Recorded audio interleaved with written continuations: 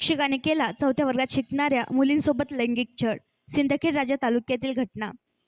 शिक्षक आणि विद्यार्थी याचं नातं हे एका गुरु शिष्याप्रमाणे असते. गुरु शिष्याचं नातं हे पवित्र असतं, पण या नात्याला काळिंबा फासणारी घटना जिजाऊ जन्मस्थळ असलेल्या सिंदखेड राजा तालुक्यात घडली आहे.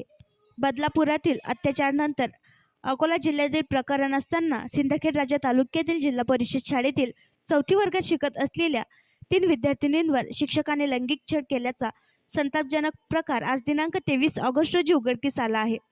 खुशाल शेषराव उगले वय 56 वर्ष असे या बहाद्दर शिक्षकाचे नाव आहे. किनगाव राजा पोलीस स्टेशनमध्ये पीडित बालिकेच्या तक्रारीवरून आरोपी शिक्षक खुशाल उगले यांच्या विरोधात विनयभंग, पोस्को व ॲट्रॉसिटी कायद्याअंतर्गत गुन्हा दाखल केला असून आरोपीला पकडण्यात पोलिसांना यश आले असल्याची माहिती समोर आली आहे.